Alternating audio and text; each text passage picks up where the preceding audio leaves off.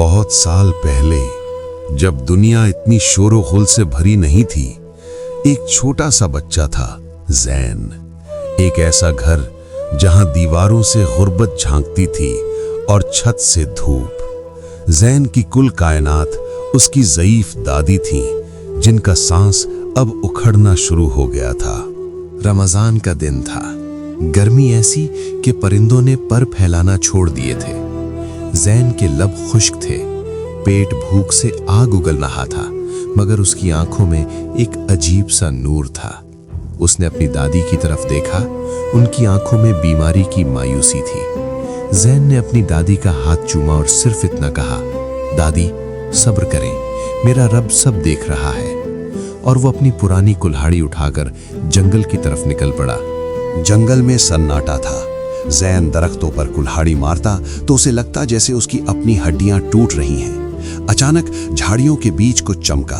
जैन वहां गया और उसके होश उड़ गए। एक चमड़े की थैली जो सुनहरी अशरफियों से भरी हुई थी, इतनी दौलत कि जैन की 7 नस्लें बदल जाएं। उस वक्त जैन के दिल में एक तूफान उठा।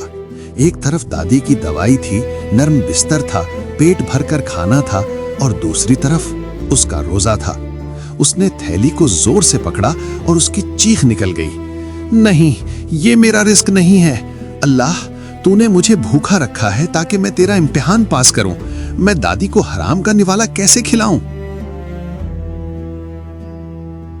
जैन ने वो थैला उठाया और पूरे दिन, हाँ पूरे दिन भूखे पेट गांव के हर रास्ते पर मालिक को ढूंढता रहा। आखिर में उसे एक ताजिर मिला।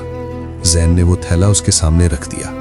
ताजिर ने थैला लिया, सिक्के गिने और जैन की तरफ देखा भी नहीं, बस एक रूखा सा शुक्रिया कहा और चला गया।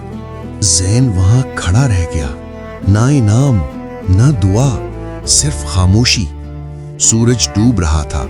जैन खाली हाथ घर की तरफ चल पड़ा। उसके पास अफ्तारी के लिए सिर्फ मिट्टी के घड़े का पानी था। वो सोच रहा था कि दादी को क्या कहेगा, क्या उसका रब उससे राजी है? घर दाखिल हुआ तो मगरिब की अजान गूंजी। जैन ने दादी को पानी पिलाया और रोने लगा, मगर दादी ने उसके आंसू पोंछे और कहा, बेटा तूने आज ईमान जीता है, दौलत नहीं।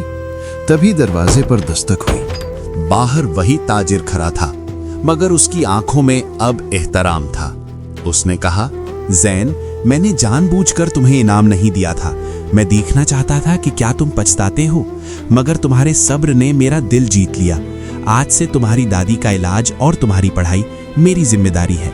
जैन की आंखों से शुक्र के आंसू गिरने लगे। सब्र का फल हमेशा मीठा होता है। जब तुम अल्लाह के लिए कुछ छोड़ते हो तो अल्लाह तुम्हें पूरी दुनिया अता कर देता है।